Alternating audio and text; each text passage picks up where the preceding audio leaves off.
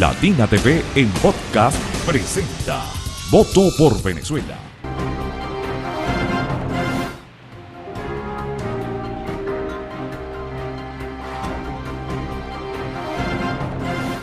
Bienvenidos, bienvenidas a un nuevo capítulo de Latina Podcast a través de Latina TV y también en el canal YouTube Latina Podcast y Latina Medios Barquisimeto, como siempre con información responsable para que usted saque sus propias conclusiones en este escenario preelectoral, preparándolo todo para el 28 de julio para elegir al presidente de la República Bolivariana de Venezuela. En esta oportunidad con Ricardo Ríos, él es politólogo, planificador, analista de entorno y presidente de Poder y Estrategia. Bienvenido a Latina Podcast. Gracias, Morela, por la invitación. De verdad, un gusto estar aquí contigo para conversar de esta interesante coyuntura. Poder y Estrategia, ¿de qué trata esta organización, este ente? Mira, Poder y Estrategia es una empresa de análisis de entorno.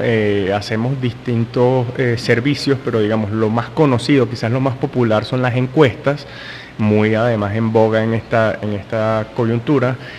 Pero también hacemos otro tipo de productos, otro tipo de servicios, como es el análisis de actores, como lo que se llama la escucha digital, que es el barrido digital de las redes sociales, y eso también te da una apreciación de la situación, no solo a nivel político, sino a nivel comercial, a nivel económico. La mayoría de nuestros clientes son empresas que les interesa sondear sus productos, el alcance de sus servicios, y eso es, digamos, a lo que más nos dedicamos. También empresas públicas contratan a Poder y Estrategia para Sí, análisis claro. de entorno. Mira, hemos tenido de clientes desde alcaldías, empresas del sector público, pero en su mayoría son empresas del sector privado que les interesa la medición de la evolución de sus productos, de sus servicios.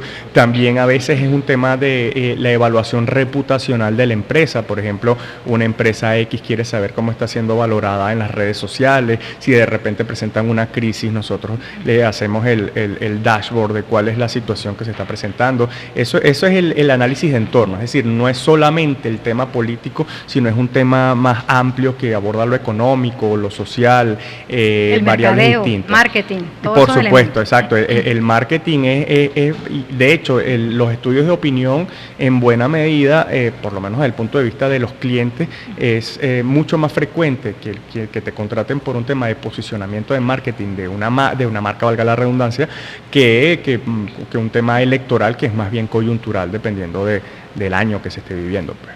Y retomando el tema de lo político electoral acá en Latina Podcast, análisis electoral, voto por Venezuela, recalcamos que usted saca sus propias conclusiones.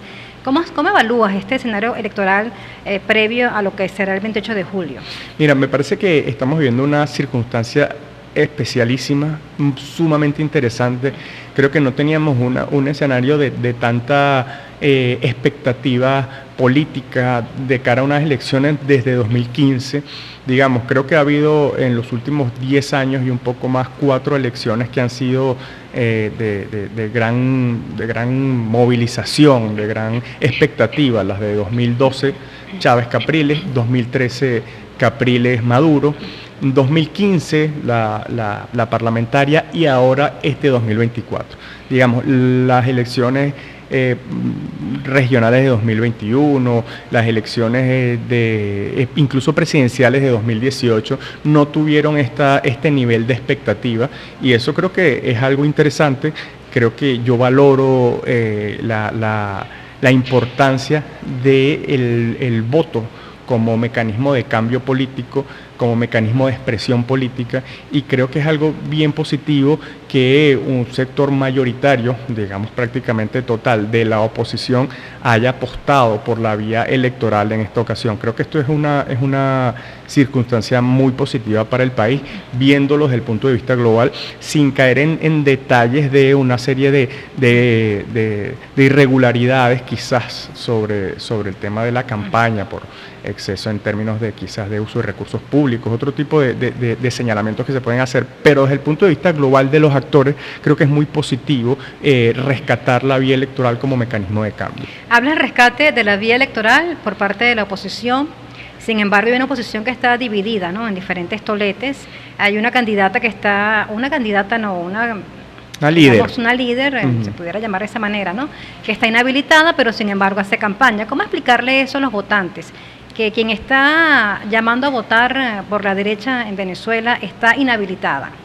Sí, mira, yo creo que aquí hay muchos conceptos que reevaluar. El tema, por ejemplo, para no caer en detalles de izquierda a derecha, ¿no? Creo que hay una serie de matices ahí, creo que hay sectores de izquierda apoyando a la oposición, hay sectores de derecha apoyando al gobierno. Entonces ahí creo que... ¿Lo has percibido en tus encuestas, en tus análisis de sondeo? Claro, no, sobre todo a nivel de grupos focales y observación del escenario nacional. Fíjate, cuando tú evalúas la posición de muchos de los gremios empresariales, creo que no lo pudiéramos calificar de izquierda, ¿no? Fede Cámaras, por ejemplo. Entonces tú dices, bueno, ahí hay una serie de... Y ojo, no estoy criticando, ¿no? Estoy simplemente observando. Entonces creo que el tema izquierda-derecha puede ser discutible en términos de que creo que no es dicotómico quienes apoyan al gobierno y quienes apoyan a la oposición. Ahora, en cuanto al tema del liderazgo, es muy interesante esta campaña, entre otras cosas por eso. Quien está llevando a cabo la campaña de la oposición no es el candidato. El candidato, de hecho, si tú evalúas las características como candidato, no es un candidato bueno. Es decir, no es un candidato que transmita... ¿No tiene el perfil para ser presidente de la República? Por lo menos como candidato no tiene un perfil. O sea, no tiene el perfil de hombre carismático. Claro, no todo candidato tiene que ser carismático, pero digamos esa agitación propia de un candidato no la tiene. Sí lo tiene, en cambio, quien se lleva a cuestas la campaña, que es en este caso María Corina Machado. Ahora, ¿cuál es el punto aquí? Hay un precedente, y lo decíamos desde el año pasado, y mucha gente decía, bueno, pero es que eso no se va a permitir, etcétera, por la inhabilitación, y justamente por la inhabilitación ocurre un fenómeno similar a lo que ocurrió, guardando las distancias en tiempo y distancia, en Argentina con Cámpora, y bueno, en este caso Perón, es decir, estaba inhabilitado Perón, y que es el líder, era el que levantaba las pasiones, y entonces como la consigna en ese momento era Cámpora al gobierno, Perón al poder. Uh-huh. Entonces aquí hay algo similar en términos de el candidato es uno, pero el líder es otro.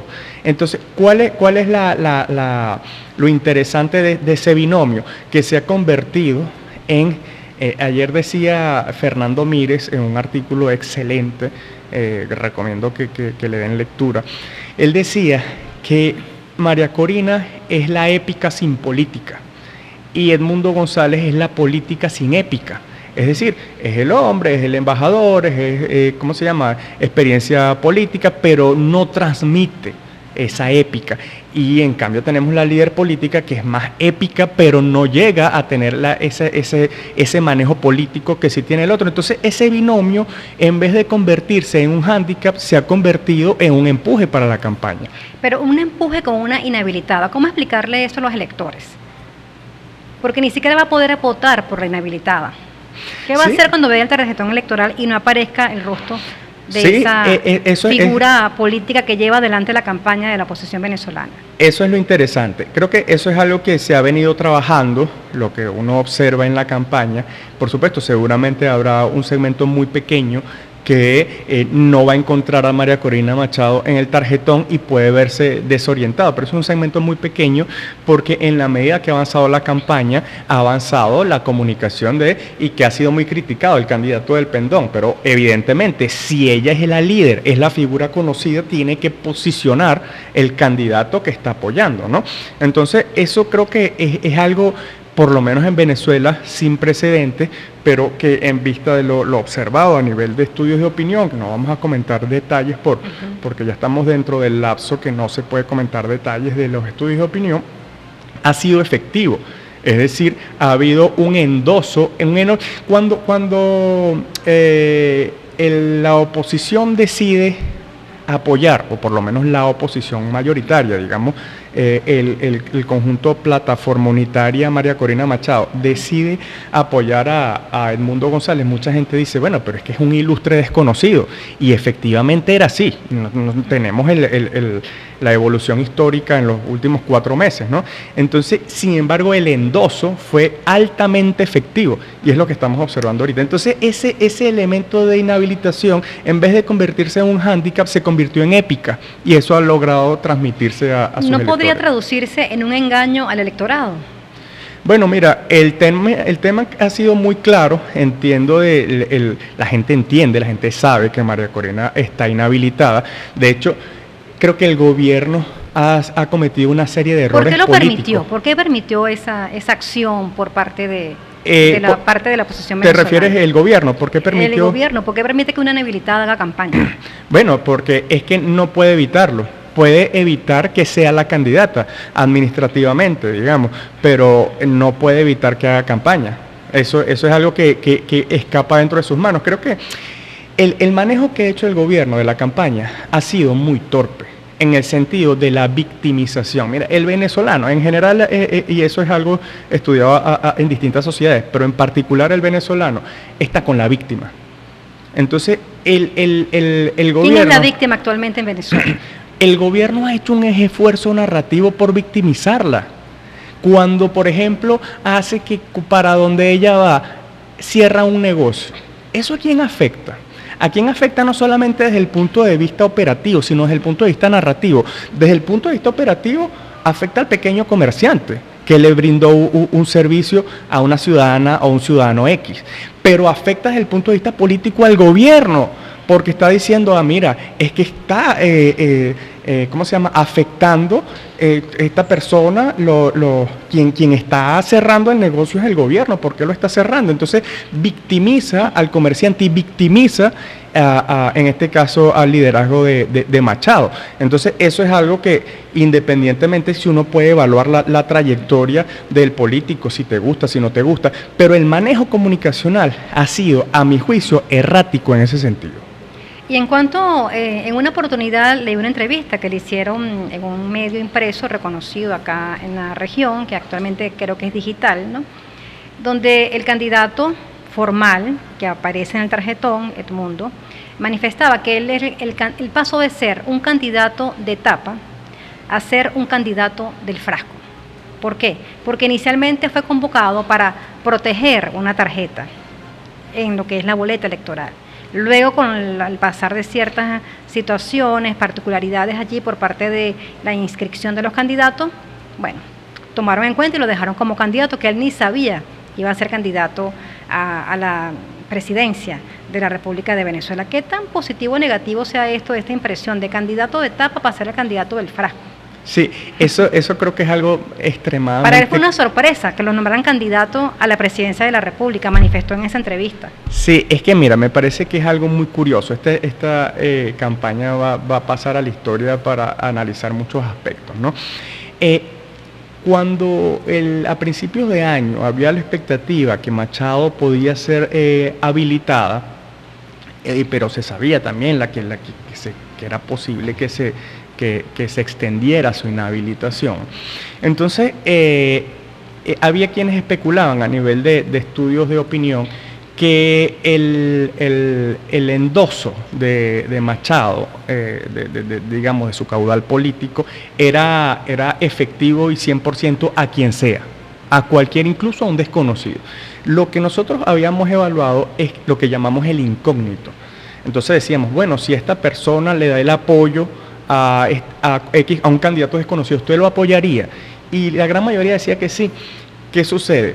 Que eso era con un incógnito, con un desconocido, pero cuando ocurrió en las primeras de cambio de la inscripción, que durante unos pocos días fue Manuel Rosales, el candidato de la oposición, entonces resulta que ese endoso no era totalmente efectivo. Había gente que decía, gente que se define como opositora, porque de eso vamos a hablar ahorita, el tema de las autodefiniciones políticas, porque eso creo que es algo que es fundamental para entender el contexto. Mucha gente opositora decía, no, por Manuel Rosales yo no voto. Y si lo dice María Corina, no, lo puede decir quien sea, pero yo por Manuel Rosales no lo voto. Eso es algo que nosotros observamos en estudios de opinión, pero también en grupos focales, ¿no? Entonces, cuando aparece este candidato Tapa, que es un ilustre desconocido, tiene una ventaja y una desventaja. La desventaja es que es desconocido, pero la ventaja es que no tiene mancha o no tiene una marca negativa. Tiene historial político. No, porque no tiene historial político. Entonces, eso es algo que contradictoriamente ayudó. Ahora, a mí me gustaría pararme y un poco comentar sobre el tema de las autodefiniciones. Autodefiniciones, ¿a qué te refieres cuando hablas de esto? Cuando nosotros le preguntamos, cuando hacemos los estudios, le preguntamos a la gente con cuál de las siguientes definiciones se siente usted más identificado. Entonces, el que dice que es chavista, el que dice que es chavista pero apoya al presidente Maduro, el que dice que es chavista y no apoya al presidente Maduro, el que dice que es opositor. ¿El madurista no aparece también allí? Sí, como madurista, digamos, yo apoyo yo soy chavista y apoyo al presidente Maduro. Entonces, eso hay quienes pueden interpretarlo como madurismo. Ahí dice, yo soy chavista y no apoyo al presidente Maduro. Y hay quienes dicen, yo soy opositor. Y en el medio hay un grupo enorme. Fíjate, en la medida que nos hemos acercado al final de la campaña, quienes se autodefinen como opositores han ido subiendo. Eso es normal por el tema de la agitación de la campaña. Ese grupo al día de hoy suma 39%, quienes se definen como opositores.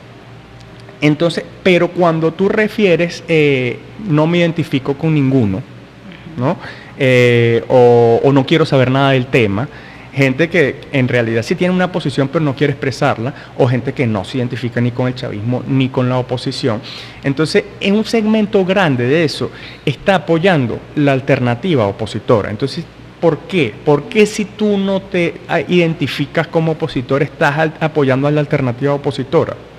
Y ahí es un tema que yo creo que el eje conductor de todo esto para lograr entender la situación, que el gran candidato es el cambio. El cambio es la necesidad del país. El país entiende que necesita cambio. Y el gobierno lo sabe, el gobierno lo entiende, el gobierno lo ha olido también. Habla de cambio, habla de transformación. Es correcto. Habla de futuro incluso. Entonces, que para allá también quiero comentarte algo. Fíjate, por un lado ves la campaña de Maduro y una de las narrativas de peso es más cambios y transformaciones. ¿Por qué? Porque están entendiendo que la gente, que la sociedad pide a gritos cambio. Entonces, sin embargo, la gran dificultad que tú tienes como gobierno es decir, bueno, yo tengo, si lo vemos desde el punto de vista individual del presidente, tengo desde el año 2013 siendo presidente de la República, como después de 10 años yo prometo cambio. Entonces, por supuesto, puede hacer un esfuerzo comunicacional para transmitirlo. Sin embargo, le cuesta mucho más que quien está fuera del gobierno y te puede prometer cambios y puede generar expectativa porque efectivamente está fuera del gobierno. Entonces, esa es, digamos, la dificultad que tiene Maduro para el tema de ofrecer cambio. Y cuando hablamos de futuro, también a mí me parece interesantísimo lo que está sucediendo a nivel de gobierno, a nivel de movimiento político, ¿no? Que puede ser... de partido político, eso es un partido político. Claro, es correcto. O sea, cuando... en 2018, 2017, 2018 surge el partido Somos, ¿verdad? Que es un partido que apoya a Maduro, diferente al PSUV. Ese partido no logró mayor impacto. Entonces hay quienes dicen, bueno, en esta ocasión el partido futuro es lo mismo que fue Somos, tratando de aglutinar un chavismo. Una estrategia política preelectoral. Hay quienes creen que es una estrategia política electoral y en parte creo que lo es, o sea, y es válido tratar de captar el chavismo descontento, gente que se ha alejado, etcétera. Incluso opositores, ellos apuestan también a recibir opositores, una amplitud política bastante interesante. Muy interesante. Maneja este movimiento futuro. Muy interesante porque además lo que entiendo y uno ha podido sondear, no es solamente el tema electoral, sino que están tratando de construir un partido orgánico que va más allá de la coyuntura electoral, llamando a intelectuales que eran críticos, que han sido críticos del gobierno de Maduro. A empresarios, a gremialistas también. Y a líderes que han estado alejados. Por ejemplo, ese gesto de traer nuevamente o acercarse a Elías Agua, por ejemplo, un líder histórico del chavismo, que había estado fuera del gobierno. Entonces tú dices, bueno, aquí están ocurriendo cosas. Pero además eso incluye que genera una crispación a lo interno porque En todas las coaliciones de gobierno, en todas partes del mundo, hay diferencias, hay corrientes, hay confrontación. Eso es normal, eso es común, eso no es único de Venezuela. Entonces, quienes digan, no, el gobierno venezolano es monolítico y todos son un mismo grupo, eso es mentira.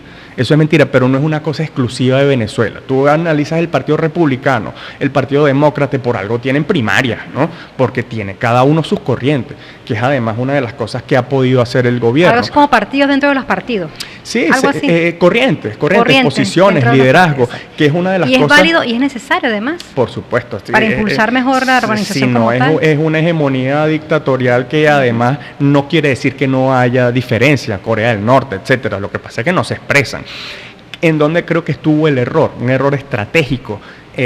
Si la sociedad quiere cambios, el gobierno ha debido, el movimiento político, hacer un proceso democrático para elegir el candidato.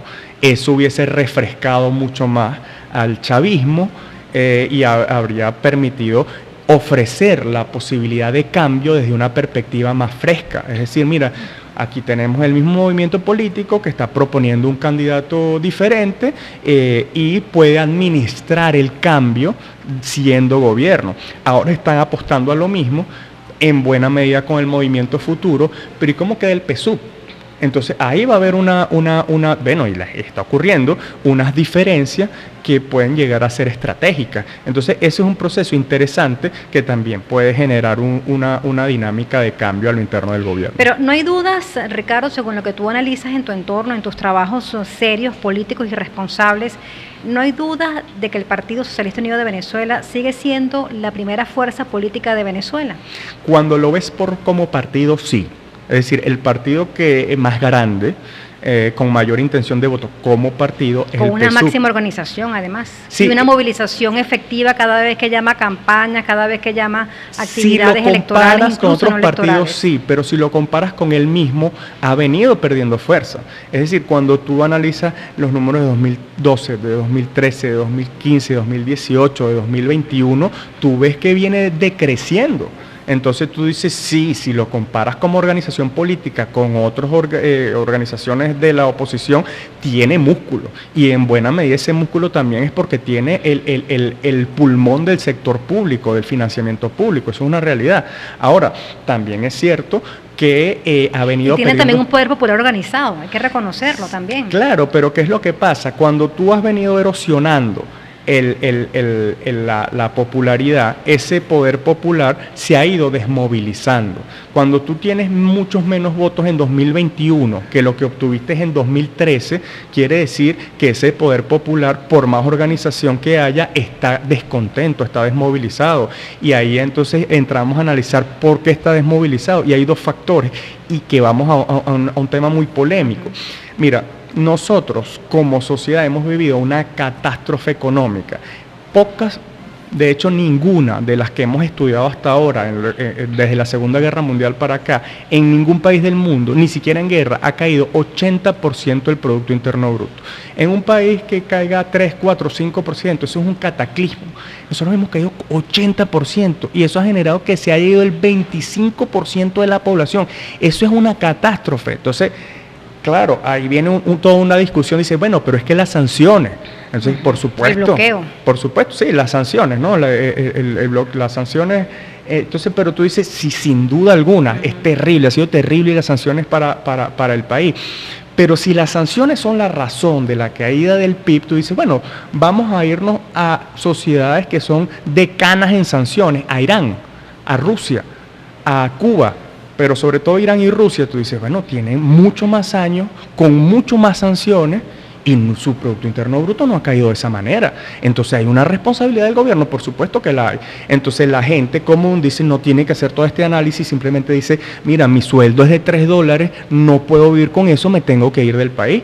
Entonces no hace todo el análisis de, bueno, mira, lo que pasa es que las sanciones y la licencia general, yo no sé qué, simplemente no me alcanza y me voy porque no me alcanza. Entonces se va con la expectativa, con la referencia, mira, cuando te fuiste de tu país, ¿quién estaba en el gobierno? Ah, mira, está el presidente Maduro. Entonces la responsabilidad es de él. Ese es el mecanismo psicológico que ocurre, eso es así. Sin embargo, ya muchos que estaban fuera del país están regresando. ¿Qué ¿Qué opinas tú de ese flagelo que están regresando nuevamente a Venezuela ya con trabajo, activados en su actividad permanente, extrañando la patria, sintiéndose más venezolanos? Mira, a mí me parece fantástico que la gente regrese. Además, creo que hemos tenido como ¿Será sociedad... que hay potencia económica actualmente? Porque muchos artistas quieren hacer eventos acá, en Venezuela. Sí, claro. Hacen fíjate. colas para que los contraten y los llamen para que trabajen en Venezuela. Sí, porque hay un segmento... Por decir un ejemplo, ¿no? Hay un segmento de la sociedad con capacidad adquisitiva. Se llena el Estadio Monumental. El Estadio Monumental, no sé, el aforo creo que es enorme, es una belleza además, son 60, 50 mil personas. Esas 50 mil personas no representan ni siquiera el 1% de la sociedad, entonces eso no puede ser un referente. El tema es más bien cuántos se han ido y cuántos han regresado. Bueno, se sabe que se han ido más de 7 millones. ¿Cuántos han regresado? 20 mil, 50 mil, 100 mil. Es decir, nosotros nos hemos desangrado como sociedad, perdimos el bono demográfico porque el segmento joven, digamos, de 20 a 35 años es el que más se ha ido. Entonces hemos perdido mucho como sociedad, eso es una realidad. Entonces, ¿cuántos han regresado? Bueno, han regresado seguramente un 1, 2, 5% de los que se han ido. Ojalá regresen el 80%, porque es que no van a regresar todos, porque bueno, un tema ya humano, el país se puede convertir en la joya de América Latina y mucha gente ya hizo su vida, ¿no? Hizo su vida, así como tú encuentras en Venezuela italianos, españoles, gente que es... Bueno, ahorita Europa está mucho mejor de lo que estuvo en la Segunda Guerra, evidentemente, pero esa gente ya se vino y hizo su vida. Y así va a pasar con el grupo de venezolanos que se fueron. Si el país mejora, ojalá que así sea, apostamos que así sea, muchos regresarán, pero muchos no lo harán. ¿Y qué opina Ricardo Ríos como politólogo, analista electoral además, cuando hay unos candidatos o unos dirigentes de la oposición venezolana que están apoyando al presidente o al candidato Nicolás Maduro? Sí, que alejan la política opositora para decir, no, en esta oportunidad me di cuenta, estoy en el camino equivocado de la historia y me voy a apoyar al candidato Nicolás Maduro. ¿Cómo evalúas tú ese fenómeno? Sí, yo creo que, para comentarte algo antes de responder la pregunta, no hay lado correcto de la historia, porque eso lo usan distintos liderazgos políticos, el lado correcto de la historia, y simplemente hay el lado victorioso de la historia, ¿no? Los perdedor. Que ganan y los que pierden. Pero fíjate, yo creo que hay liderazgos políticos muy locales que tienen su cálculo, es decir, dice, bueno, mira, estoy estimando que lo que pudiera ocurrir, en vista de lo que pudiera ocurrir, me conviene alinearme al gobierno nacional. ¿Intereses personales entonces? Pueden ser intereses personales, también intereses institucionales. Si yo estoy alineado con el gobierno nacional y soy un alcalde, por ejemplo, mi gestión puede ser mucho más efectiva, porque quizás me bajen los recursos más rápido, porque quizás tengo facilidades para acceder a recursos del Consejo Federal de Gobierno. Es decir, estoy haciendo un cálculo quizás personal, pero también quizás tiene político. Autonomía tributaria también, municipal. Entonces, claro, el tema de la autonomía tributaria no depende del gobierno nacional, pero a lo mejor con buenas relaciones con el gobierno nacional, lo que ha aprendido la oposición, sobre todo los gobiernos, digamos, los gobernadores y los alcaldes, es que tener una mala relación con el gobierno nacional, y en estas circunstancias, ¿no? la descentralización ha sido tan prácticamente borrada, entonces es un problema para la gestión. Entonces, tenerla, igual que el empresariado, el cálculo del empresariado es, mi objetivo como empresario es el cálculo que hace el gremio, el empresario es tener las mejores relaciones con el gobierno de turno, no porque sea Maduro, sino con el gobierno, quien está administrando el poder, porque yo necesito tener una fluidez en mi gestión, y eso implica que si yo me meto por un camino de crispación y de confrontación política, voy a perder como empresario. Entonces, ¿eso quiere decir que le simpatice Maduro? No, eso quiere decir que está haciendo un cálculo personal netamente pragmático. Y en el caso del político va a perder como político entonces. Si no necesariamente. Es decir, si el cálculo... No puede hacerlo por convicción, porque realmente se dio cuenta y el candidato es Nicolás Maduro. Mira, habrá casos, ¿no? Habrá que evaluar caso por caso, pero en la política por lo general hay mucho cálculo. hay mucho pragmatismo y eso es algo que caracteriza la política. Es decir, más bien el tema y esto que voy a decir a lo mejor puede ser polémico, pero el tema de la política, y esto lo decía Maquiavelo, la política y la ética no son por lo general una pareja habitual. Es decir, la política está muy llena de cálculos, de pragmatismo, de objetivos, de intereses, ¿no? Siempre se ha dicho, por ejemplo, que Estados Unidos, pero eso es todos los países, no tiene amigos ni enemigos, sino intereses. Un poco similar sucede con la política. ¿Se puede vivir de la política? Hay opositores que viven de la política, porque nos sorprende cuando no lo vemos ni trabajando en ninguna área, pero pueden viajar, pueden movilizarse, andan en unas camionetas último modelo. ¿De qué vive el político en Venezuela? Mira, yo creo que una cosa es vivir siendo político y otra vivir de la política. La política es una actividad más, ¿no?, de la que tú puedes dedicarte, ¿no?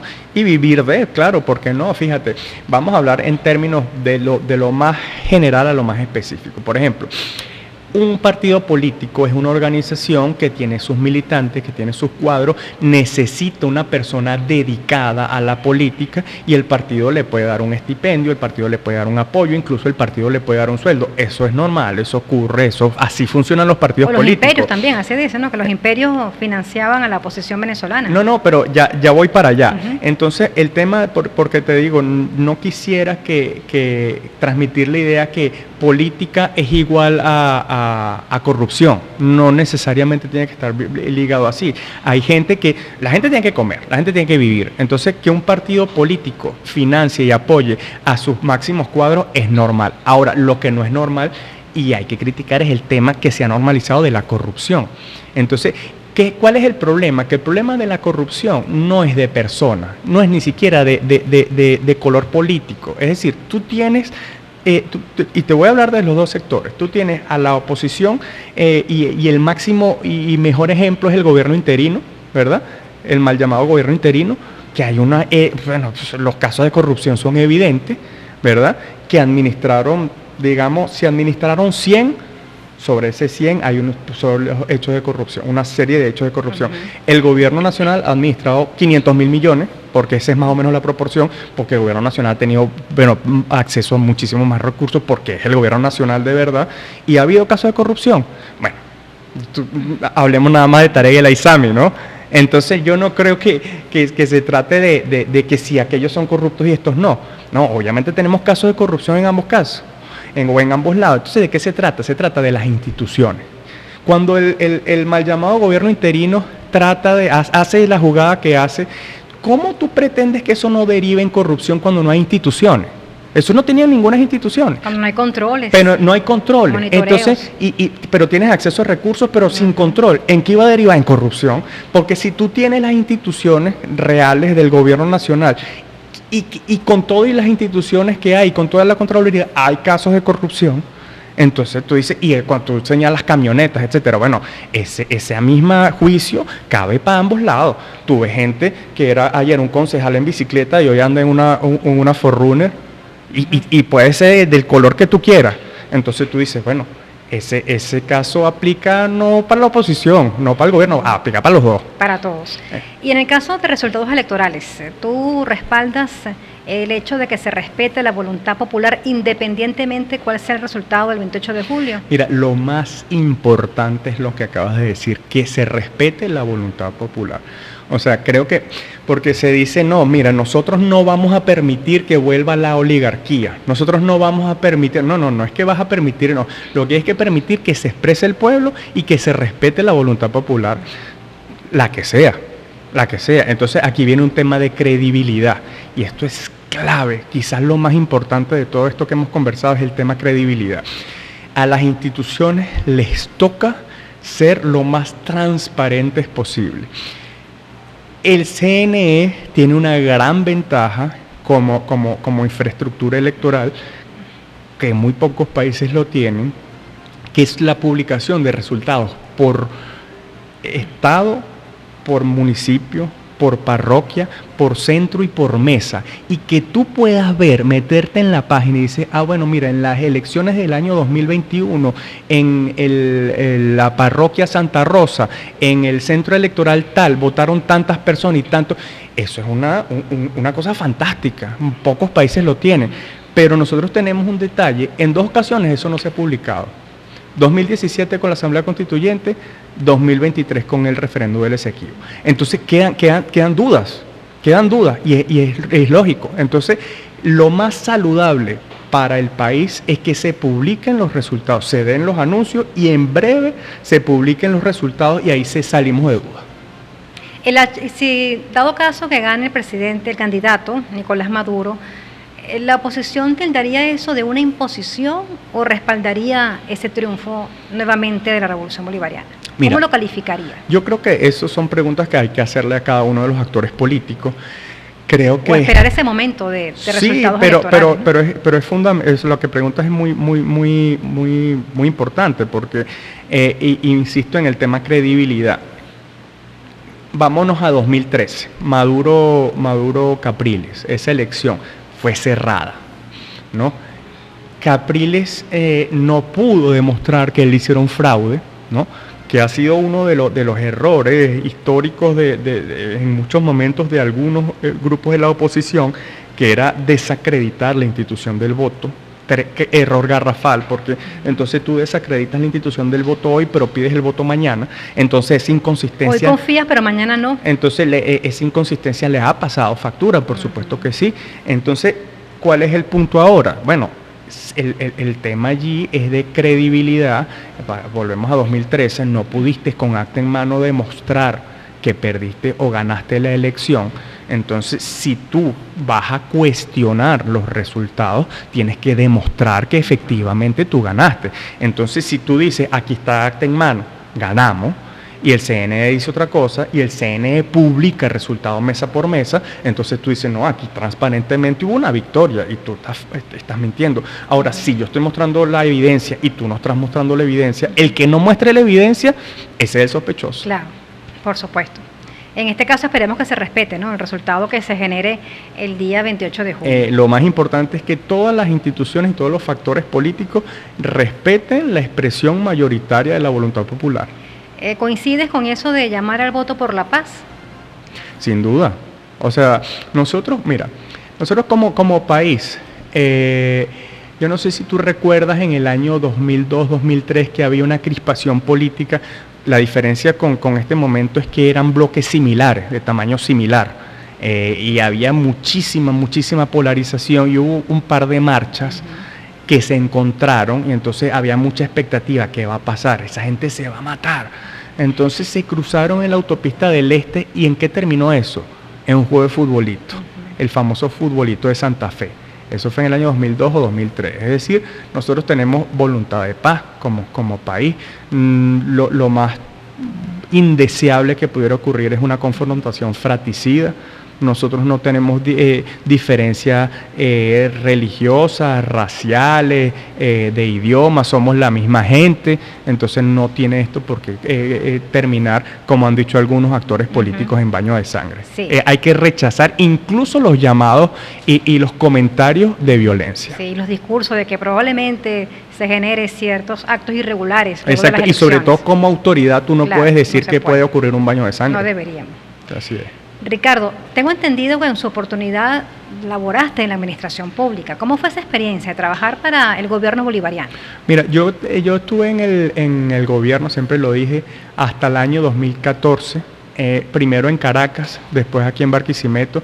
Por supuesto, eso me da como una perspectiva muy amplia de entender no solamente la administración pública, sino el carácter político, ¿no? Y la identidad política del chavismo, y también entender las posiciones de la oposición. Hoy en día yo soy crítico al gobierno nacional. Te decía fuera del aire que creo que hay un antes y después de 2015, porque el chavismo fue un movimiento político que siempre se fundamentó sobre las mayorías. En 2015 pierde la mayoría y empieza un proceso de deterioro que cada evento electoral se convierte en una costosa y compleja maniobra política. Entonces creo que hay un antes y después de 2015. Mi experiencia dentro del gobierno nacional fue muy positiva en sentido del aprendizaje, sobre todo, no solo en términos administrativos, sino también en términos políticos. Creo que el chavismo es una identidad política.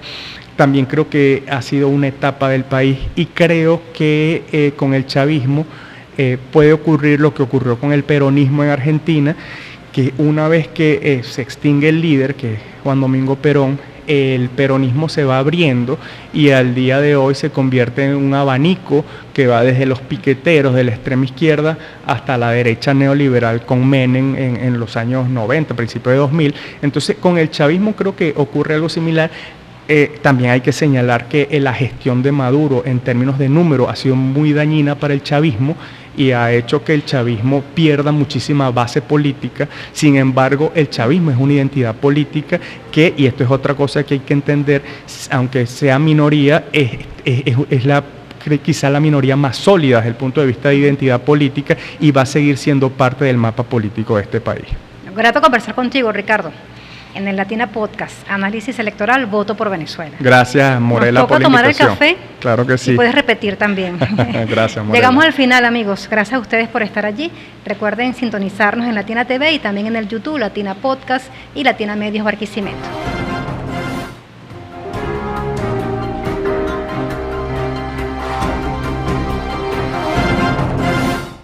Voto por Venezuela, Latina Podcast, Análisis Electoral.